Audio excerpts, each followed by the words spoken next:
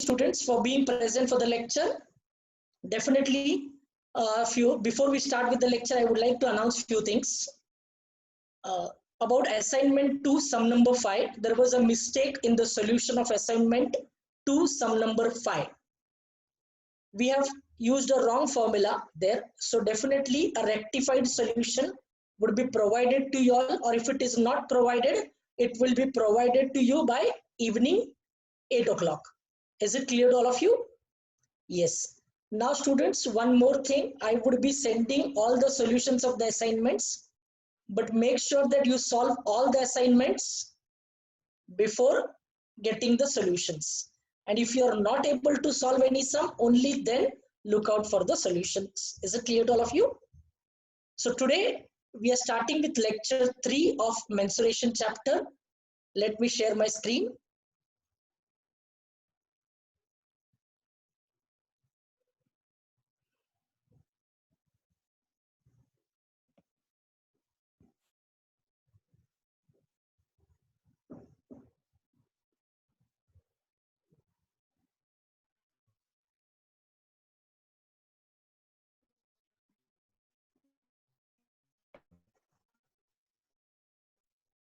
So students, again, I'm requesting the same thing. Just a moment, let me do some annotation work. Somebody has a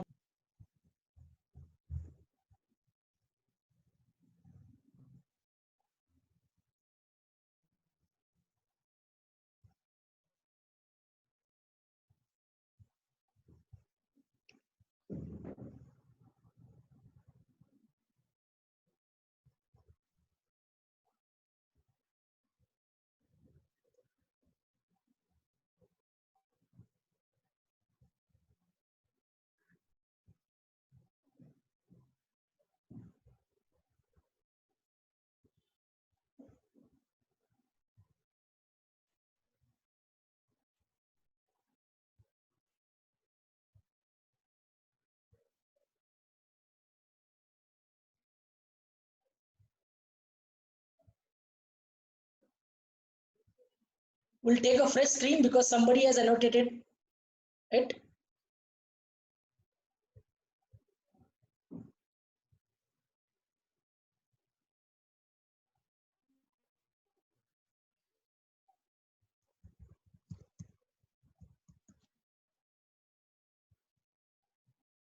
This is the first sum in front of us. A cylinder bucket of diameter 28 centimeter and height 20 centimeter was full of sand. Now students, if you see, there's a cylindrical. Now diameter is 28. Now students, tell me, if diameter is 28, cylindrical bucket of diameter 28 centimeter and height 20 centimeter was full of sand. This is problem set 7th sum. Now students, if diameter is given to us, can we say radius is half of diameter? So if diameter is 28 centimeter, radius is but obvious 14 centimeter. So in the figure, we can clearly see we have taken R1 as 14 centimeter. Now why did we take R1 as radius? We'll come to know because there is a second object as well in this sum, right? And height of the cylinder is 20 centimeter. So we have a height of 20 centimeter and this bucket is completely filled with sand is what they have said. So this is the figure in front of us for our understanding. Now students, this sand in the bucket which was there is poured on the ground. And when we pour this sand on the ground, it gets converted into a shape of a cone. Normally students, you can do this activity at home. We have a tin of cylindrical shape. Now suppose if you take grains into it, rice or something like that, okay? And if you pour it on the floor, but before pouring it on the floor, take permission of your mom.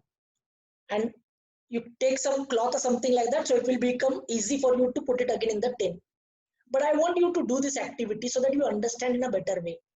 When you pour anything on the floor, automatically it takes a shape of a cone. A conical heap is formed. So even in this case, when you pour the sand on the ground, it takes a conical shape is what they have said. And what are the dimensions of the cone given to us? The height of the cone is given 14 centimeter. So now we have taken height as h2. So now you must have understood why did we take radius of cylinder as r1 and height as h1? Because there is a different object cone whose height also has to be considered. So since there are two heights, first height is considered as h1 and second height is considered as h2. What is the question? The question says, what was the base area of the cone? Now students, base area of the cone. Now I want you to understand, look at the base area of the cone. Look at this base. Now if you see this base area of the cone's base area is of what shape? Yes, the base area of the cone is circular in shape. So if we say base area of the cone, that means we have to find area of circle. And students, tell me, what is the formula for area of circle? Yes, area of circle is pi r square. But students, here one thing we need to remember, since already the radius of the cylinder is considered as r1, we are considering radius of base of cone as r2. So what will be the base area of the cone? Pi r2 square. So this is the base area which we have to find it out. So students, let us proceed further now. We know few dimensions, okay? We have known the dimensions of cylinder and we know one dimension of cone. We have to find the base area of the cone. Is this very clear? Now students, what has happened in this sum? This is very important. We know that the sand from the cylinder was emptied. Okay, the sand was poured on the ground, it was emptied on the ground, and a conical heap of sand is formed. So the sand which was there in the cylinder is now taken a shape of a cone. So sand was in the cylinder. When the sand was in the cylinder, at that time it took the shape of cylinder. Now the sand is on the ground and it has formed a conical heap. So the sand has taken the shape of a cone. Students, remember one thing. Sand was in the cylinder. In. It's a very important thing to know. When the sand was in the cylinder, here we are discussing volume of the sand. Because sand was in the cylinder.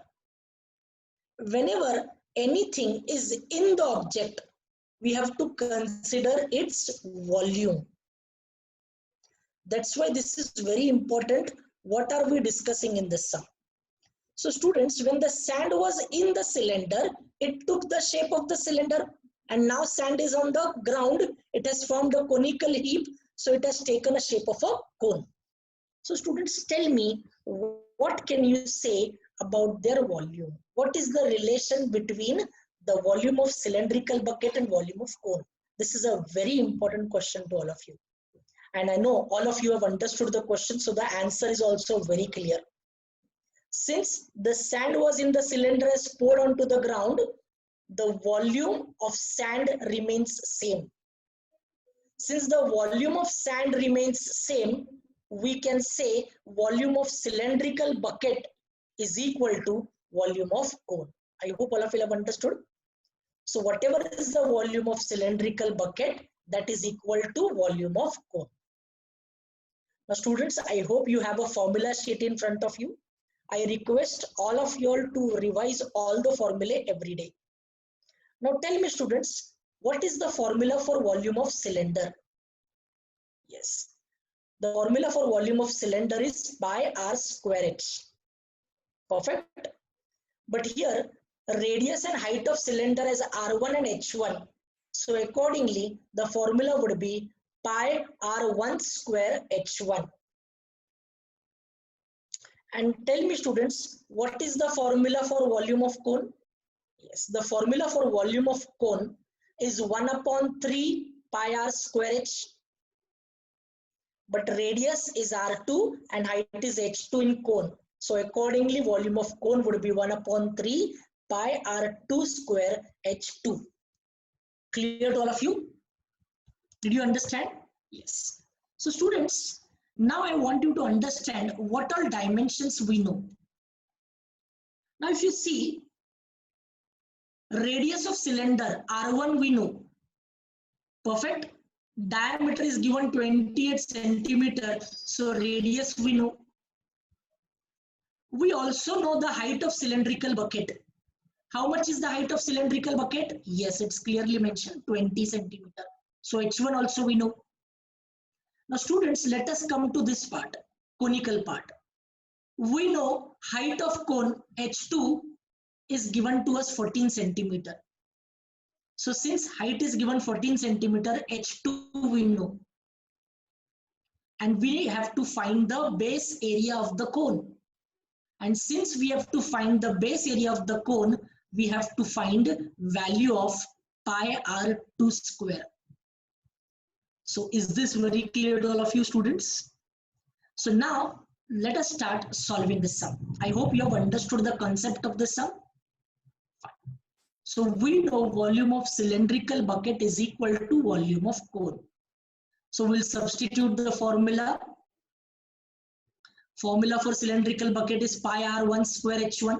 So pi into r1 square into h1 is equal to volume of cone is 1 upon 3 into pi r2 square. That is pi into r2 square into h2. Now what will we do is we'll substitute the values. Here value of pi is 22 upon 7. Now students, there is an option. You can cut pi on both the sides. That also we can do. Is it very clear? We can cut pi on both the sides. That's an easy option. But here we have actually solved it and given to, so that you understand in a better way. R1. Now students, how much is R1? Yes, we can clearly see diameter is 28, so radius is 14. Now R1 square means R1 into R1. So 14 into 14 into H1. Now how much is H1 given? It's clearly seen in the figure. Height of cylinder is 20 is equal to 1 upon 3 into value of pi is 22 upon 7. But here, this is the important trick. So did you understand why did we not have cancelled pi on both the sides? Initially, I told it to you that we can cancel pi on both the sides. But now in this sum, why we didn't cancel pi on both the sides, you will come to know. Because students, remember what are we supposed to find? We have to find the base area of the cone. And base area of the cone is pi r2 square. You can see here. Base area is pi r2 square. So we have to find the value of pi r2 square. And since we have to find the value of pi r2 square, we cannot cancel pi on both the sides. Did you understand? Okay. So pi r2 square will remain as it is into h2. Now what is the height of cone? Yes, height of cone is 14.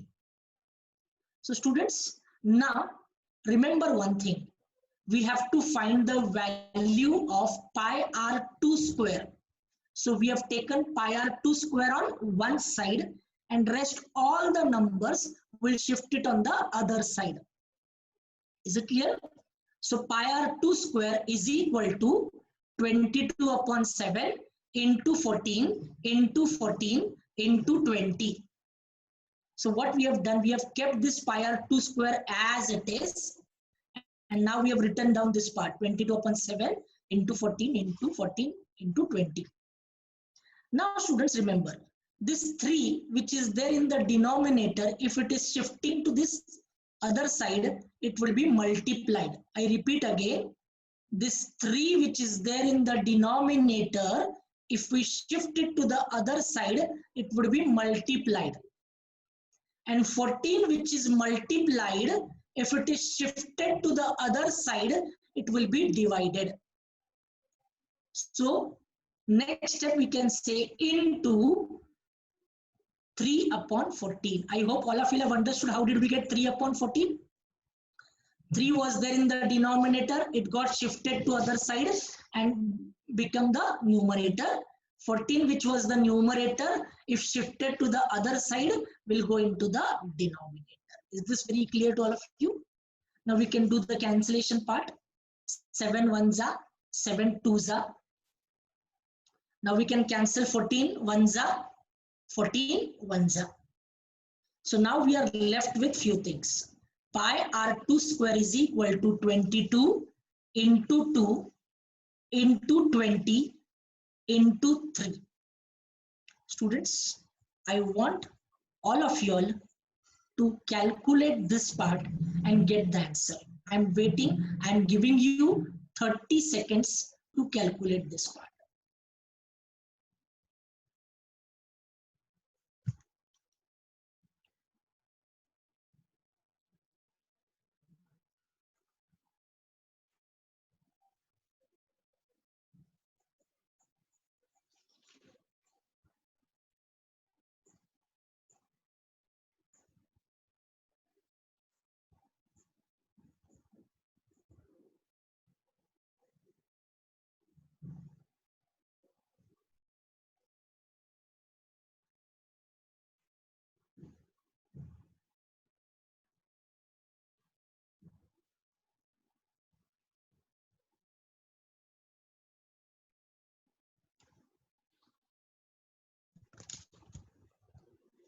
Many of you have got this answer.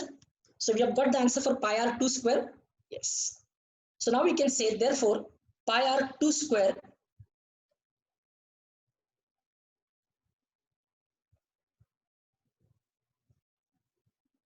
is equal to, perfect, 2640 square centimeter. Now students, every time I'm reminding you all, whenever we write the final answer, make sure that you write the unit of the final answer. The entire sum dealt with centimeter. Pi r2 square is nothing but area of the base, area. So whenever we are writing the unit of area is in terms of square. So we can write this as square centimeter or centimeter square. So finally we can say, therefore, area of base of cone is 2640 centimeter square. Is it clear to all of you? Yes. Students, I want all of you all to write down this sum. I'm giving you 2 minutes. No need of drawing the figure. Nothing doing. Just write down question number and directly write from solution.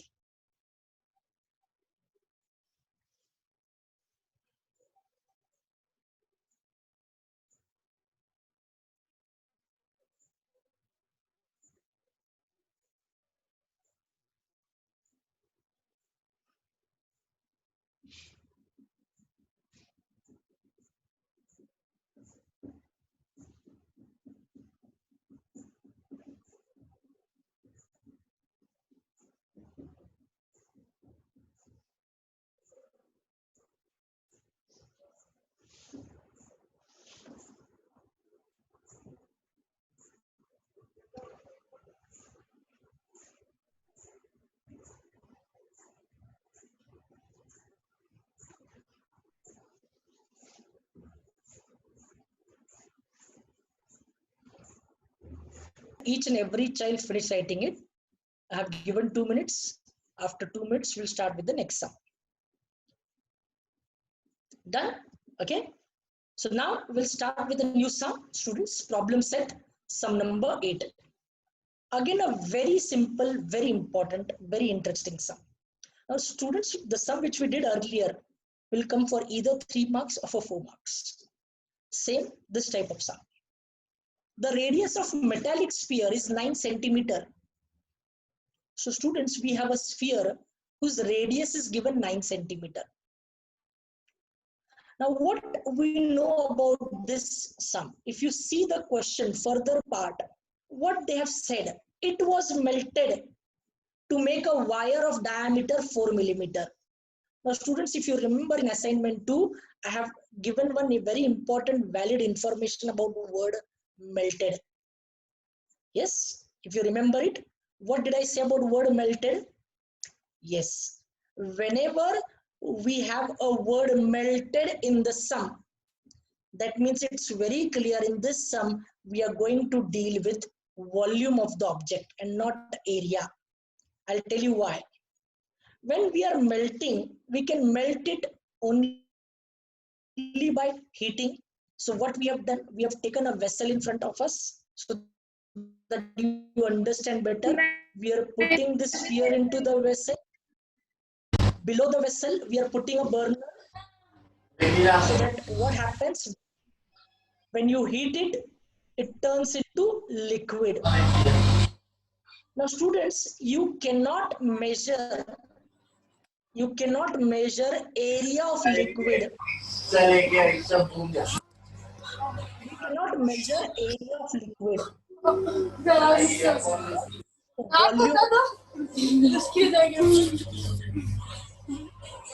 We have to measure volume of liquid, right? So now, students, it's very clear.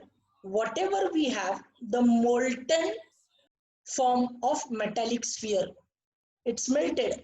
Now we are converting it into a diameter. We are converting into a wire whose diameter is 4 millimeter. Wire has a diameter, that means it's very clear the shape of wire is cylindrical. So we are making a wire of cylindrical shape whose diameter is 4 millimeter. Now students, tell me, diameter is 4, that means can we say its radius is 2 millimeter? Clear? So we have a cylindrical wire whose radius is given 2 millimeter. Now students, what we did, we had a metallic sphere, we melted it, and then we converted it into a wire. So entire metallic sphere was melted, and that molten form was converted into a cylindrical wire rather, we can say. That means entire liquid was used to make that cylindrical wire. Perfect. So students, tell me, what can we say about their volumes here? Yes, perfect. Volumes of both the objects are equal. So here we know few things. We have to find the length of the wire. This is the question. So let us say the length of the wire. Now wire's length is the height of cylinder. So we'll consider it as h. So students, this metallic sphere was melted and recasted into the wire. So definitely their volumes are equal. So their volume means whose volume? Initially it was a sphere, now it's a cylinder. So can we say volume of sphere is equal to volume of cylinder? Perfect. Now students, tell me, what is the formula for volume of sphere? Yes. Look into the formula sheet. Come on, tell me. What is the formula of sphere? Perfect. It's 4 upon 3 pi r1 cube. Now by this time you must have understood why are we considering r1? Because we have two objects, so definitely there would be two radii. So first radius is r1, second radius is r2 we are considering. And tell me students, what is the formula to find volume of cylinder? Yes, now volume of cylinder, that means volume of wire, is pi r square h, but radius is r2, so it is pi r2 square h. So students, let us see what all information we know. Radius of sphere is clearly mentioned. R1 is 9 centimeter, we know. Now, do we know radius of cylinder? Yes, we know radius of cylindrical wire is 2 millimeters. And we don't know the height. We have to find the height. So let us start solving this sum. We know that volume of sphere is equal to volume of cylinder. So volume of sphere is equal to volume of wire. Let us substitute the formula. 4 upon 3 pi r1 cube is equal to pi r2 square h. Now students, if you remember in the earlier sum, I said something about pi on both the sides. In the last sum, we didn't substitute, we didn't cancel pi because we had to find pi r square there. But now we can cancel pi on both the sides. So remember this. 4 upon 3 into pi into R1. Now R1 is how much, students? Yes, R1 is 9 centimeter. So it is 9 cube is equal to pi R2. R2 is 2 millimeter. Now students, remember the sum is dealing in centimeter as well as in millimeter. So is it allowed two different units in one sum? No. So what will we do is, we will convert millimeter into centimeter. Of course, some students may say, sir, can we convert centimeter into millimeter? Yes, perfect. But it is better to convert millimeter to centimeter. Got it? So what is 2 millimeter? Now, if you remember, I have earlier said to you, 1 millimeter is 1 upon 10 part of 1 centimeter. I repeat again, 1 millimeter is 1 upon 10 part of 1 centimeter. तो जो scale पे centimetre 1 होते हैं ना, 1 2 3 4, उसके अंदर 10 lines होते हैं छोटे छोटे. तो 1 लाइन इज 1 millimeter. So ऐसे 10 लाइंस मिला के 1 सेंटीमीटर होता है. So 1 millimeter is 1 upon 10 of 1 centimeter. So ऐसे 2 millimeter is 2 upon 10 part of 1 centimeter. So R2 is 2 upon 10 into 2 upon 10 because it is R2 square. So दो बार आ गया, 2 upon 10 into 2 upon 10 into H. Height we don't know. Is it clear to all of you? So now we'll substitute. But as I've said earlier to you, we can cancel pi on both the sides. 4 upon 3 into, now 9 cube. Students, tell me, what is the meaning of 9 cube? Yes, 9 cube means 9 into 9 into 9 is equal to 2 upon 10 into 2 upon 10 into H. Now students, one very important thing while calculation, we have to find the value of H. So since we have to find the value of H, we will keep H on one side and we will shift this 2 upon 10 on the other side. So when we shift this 2 upon 10 on this side, 10 which is in the denominator will go to the numerator here, and 2 which is in the numerator will come down to the denominator here. Is this very clear? 2 is in the numerator here. When it is shifted to the other side, it will come to the denominator, and 10 which is in the denominator, when it is shifted to the other side, it will be in the numerator. Is it clear to all of you? So next step we can say, therefore H is equal to 4 into 9 into 9 into 9 into 10. This 10 will go up and even this 10 will go up. So 10 are in the numerators now. Is it very clear? So what is there in the denominator? Yes, this 3 is already there in the denominator. This 2 and even this 2 will come in the denominator. I hope all of you have understood this. So students, now I want all of you all to do the calculation on your own and get the answer. I'm giving you 30 seconds for only the calculation.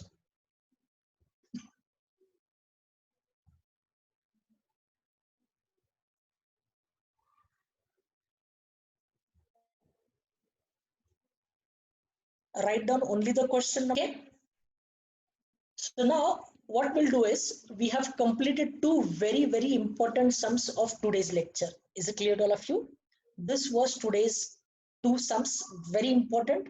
So I will send one assignment on the basis of today's lecture. It will be dealing with volume of the sums and melted word correlated sums. Is it clear? So itna hi sums karna. I wish you all the best again. Stay safe, stay healthy, stay at home. Thank you very much, students. Take care. Love you all. Bye.